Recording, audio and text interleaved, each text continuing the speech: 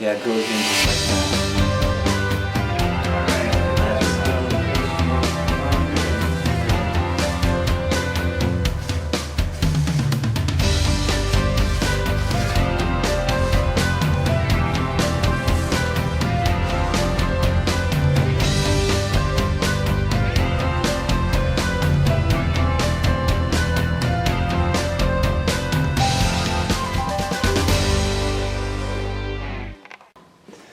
Okay, so I've got all the fittings sorted out. All of this cluster of fittings here will be for the filter pump, and all of those fittings there will be for the circulation pump. And then over here, this is where the chiller will actually end up being placed, which is outside the front door. And this will be a nice little flower pot holder, chiller holder at the same time. It'll allow that chiller to discharge its hot air outside as opposed to in the house or in the cabinet. So while Rick secures the plug end onto the end of the power cord for the water pump, let me tell you a little bit about how I plan on assembling the system. So there's where the filter pump, the Awaki, which will suck from the reservoir. And then over here is where the large circulation pump will be, and that will draw from that strainer, and it'll return to some sea swirls on top of the tank. So in addition to a Reef Dynamics protein skimmer, I also purchased from them the Reef Dynamics sump. It's made for the protein skimmer. What we need to do is drill a hole in the end of the filter sump so that we can pass the bulkhead for the water pump that's going to suck the water out of there from. So we'll carefully mark that and even more carefully drill that hole. Mr. Cracked, it's not my fault. You know what I'm afraid of? Faster, here. faster. You gotta get fast. No, we gotta get past the when it drops in. Chicken. Using a hole saw is the way to drill the hole. Battery's good for 2 hours. But there's a point there where the pilot bit then pops through and jumps to the actual hole saw itself, and wow! Not only is there a sudden drop, but there's also a sudden grasp as the larger hole saw actually grabs a hold of the plastic and begins to cut through. Nicely done. Yeah. The part that's scary is after the pilot gets through, then it jumps down. Right. It's like, and if it grabs, it'll twist it out of your arm. Or years ago, it took and twisted the whole sump, and there was a crack in there. And here's another tip when drilling acrylic. Never stop the bit while you're drilling the acrylic. That warm plastic will solidify quickly, and the bit will suddenly become stuck inside the acrylic. So having done a basic mock-up of the pieces on the inlet side of the water pump, we can now begin to disassemble those components and either Teflon tape them or use the PVC cement to glue them into position.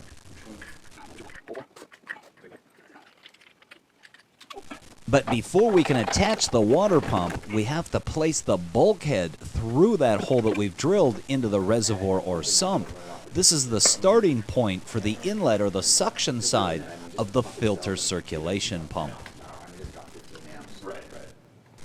I've selected an Awaki 40, which does approximately 750 gallons an hour. I've selected this pump based on the diameter of the drain bulkhead, which a 1.5-inch diameter drain bulkhead will swallow 750 gallons an hour, and not much more. So this is the strongest pump for the largest bulkhead I can place in the bottom of that internal overflow. With the location of the inlet side of the water pump confirmed, I can now begin to assemble the discharge side of the water pump. Note that both the inlet as well as the discharge side of this pump have union ball valves.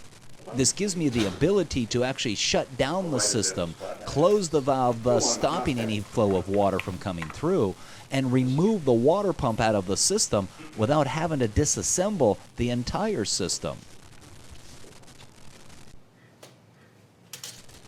One of the things that I made a decision on at the last minute was to incorporate a bypass or a valved T on the discharge side of the water pump. As the homeowner refers to it, future-proofing the tank, meaning this T on the discharge side, which will have a valve to control the flow, could be used to drive water into, say, canisters that might hold activated carbon or some kind of nitrate-removing media. It could also be used to drive possibly a calcium reactor. It just allows us that ability to incorporate it down the road without having to redesign the system. And here's the discharge, and there's one of the outlets that it'll pass through the wall out to the refrigeration unit.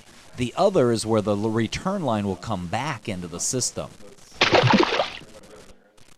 We'll now move to the underside of the tank. This is the drain bulkhead out of the internal overflow. We're going to attach, or actually glue into it, the flexible drain line that'll route the water from the internal overflow down into our Euro-style open sump. This is a pre-made flexible drain line. It's like pool tubing, only it has what are referred to as cuffs at the end, which actually allow the thread or spiral aspect of the drain line to be converted into a slip-type fitting that'll slide over the top of a hose barb, which we already have in place. So what we did was we glued the hose barb into the drain bulkhead fitting. And here's where the opposing end of the flexible drain line will attach. There is a 1.5-inch bulkhead into this small little overflow box in the corner of this open sump. We've already got the other end of the drain line with a adapter or cuff on it, and that in turn is clamped onto a hose barb fitting that in turn will slip into a slip fitting or the back side of the bulkhead. And that's the basic foundation of the drain and the return side of the filter circulation pump. Come on back for part 4 as we begin to work on the internal circulation portion of the pump. That'll be the section that has that 3,600 gallon an hour water pump that draws directly from the tank and returns directly from the tank.